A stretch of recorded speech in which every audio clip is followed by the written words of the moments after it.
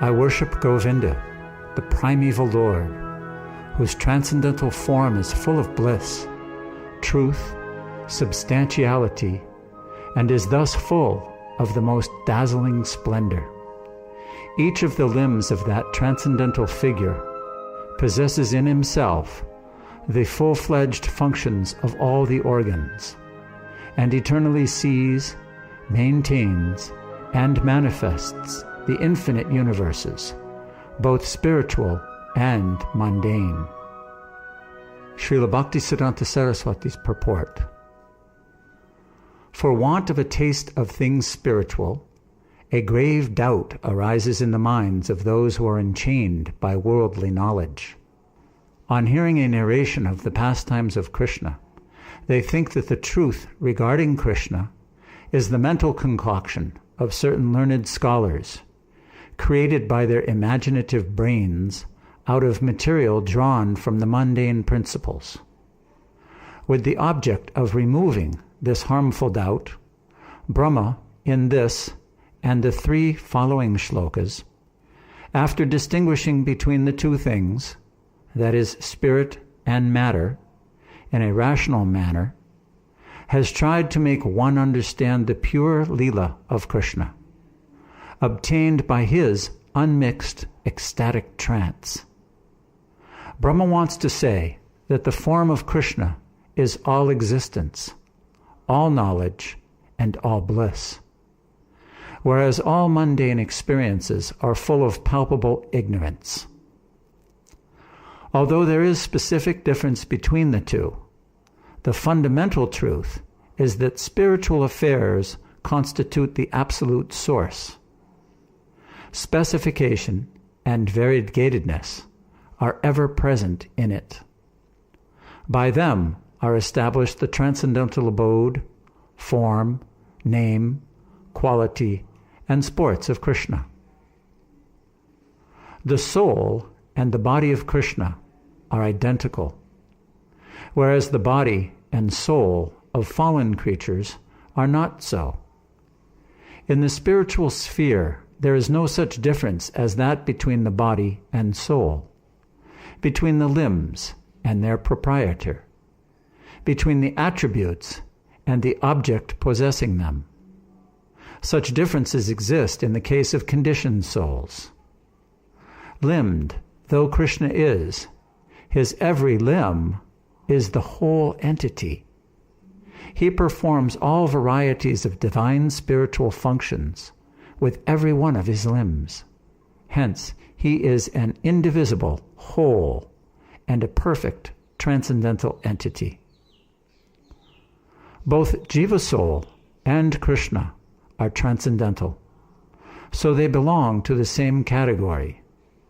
But they differ in this, that the transcendental attributes exist in the Jiva in infinitesimally small degrees, whereas in Krishna they are found in their fullest perfection. Those attributes manifest themselves in their proper infinitesimality only when the Jiva soul attains his unadulterated spiritual status. The Jiva soul attains the nearest approach to the absolute identity only when the spiritual force of ecstatic energy appears in him by the grace of Krishna. Still, Krishna remains the object of universal homage by reason of his possession of certain unique attributes. These 4 unrivaled attributes do not manifest themselves in Narayan, the Lord of Vaikuntha, or in the primeval Purusha avatars, or in the highest deities such as Shiva. What to speak of Jivas?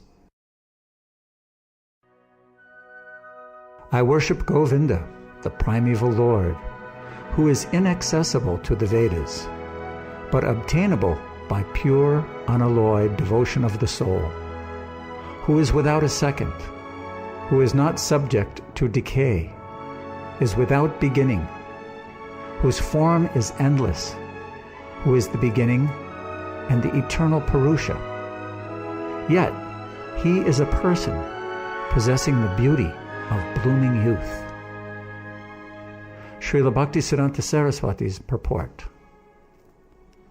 Though he indulges in exhibiting the pastimes of births, etc., still Krishna is without a beginning. Though he disappears after the pastimes of his appearance, still he is eternal. Though without origin, yet he is with an origin in his pastime of appearance. And although eternal in essence, he is still a person in the full bloom of youth. The sum and substance is that though he possesses diverse and apparently mutually contradictory qualities, still they are in universal harmonious concordance, by dint of his unthinkable potency. This is what is meant by Chid Dharma, transcendental nature, as distinguished from the material. In the transcendental realm, there is no past and future, but only unalloyed and immutable present time. In the transcendental sphere, there is no distinction between the object and its qualities, and no such identity as is found in the limited mundane region. Hence, those qualities that seem to be apparently contradictory in light of mundane conception, limited by time and space, exist in agreeable and dainty concordance in the spiritual realm. How can the jiva realize such unprecedented existence? The limited intellectual function of the jiva is always contaminated by the influence of time and space, and is, therefore, not in a position to shake off this limitedness. If the cognitive function does not extend to the realization of the transcendental, what else can? In reply, Brahma says that the transcendental absolute is beyond the reach of the Vedas. The Vedas originate in sound, and sound originates in mundane ether. So, the Vedas cannot present before us a direct view of the transcendental world, Goloka.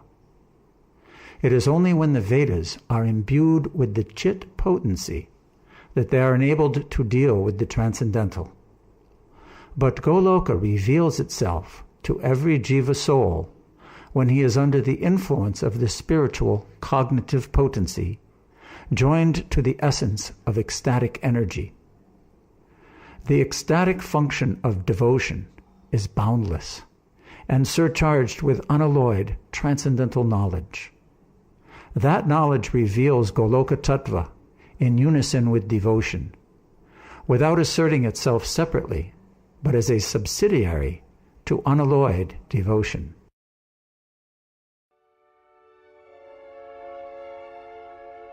I worship Govinda, the Primeval Lord. Only the tip of the toe of whose lotus feet is approached by the yogis, who aspire after the transcendental and take themselves to pranayam by drilling the respiration, or by the Gyanis, who try to find out the non-differentiated Brahman by the process of elimination of the mundane, extending over thousands of millions of years. Srila Bhaktisiddhanta Saraswati's purport. The Kaivalya, or merging into the Brahman, constitutes the line of demarcation between the world of limitation and the transcendental world. For unless we step beyond them, we can have no taste of the variegatedness of the transcendental sphere. These conditions are the simple absence of misery arising from mundane affinity, but are not real happiness or felicity. If the absence of misery be called a bit of pleasure, then also that bit is very small and of no consequence. It is not sufficient to destroy the condition of materiality, but the real gain of the jiva is his eternal existence in his self-realized state. This can be attained only by the grace of unalloyed devotion, which is essentially chit, or transcendental in character. For this end, abstract and uninteresting mental speculation is of no avail. He is an undifferentiated entity, and there is no distinction between the potency and the possessor thereof. In his work of creation of millions of worlds, his potency remains inseparable. All the universes exist in him, and he is present in his fullness in every one of the atoms that are scattered throughout the universe at one and the same time. Such is the Primeval Lord, whom I adore. Srila Bhaktisiddhanta Saraswati's purport. Krishna is the highest of all entities. All the mundane universes owe their origin to the transformation of his external potency. Again, his abode is beyond human conception, since all worlds, limited and spiritual, exist in him, and he resides simultaneously in his fullness and entirety in all the atoms in all the worlds. All pervasiveness is only a localized aspect of the majesty of Krishna, the Lord of all. Though he is all-pervasive, yet in his existence everywhere, in a medium shape, consists his spiritual lordship beyond human conception. This argument favors the doctrine of simultaneous, inconceivable distinction and non-distinction, and knocks down the contaminating Mayavad and other allied doctrines.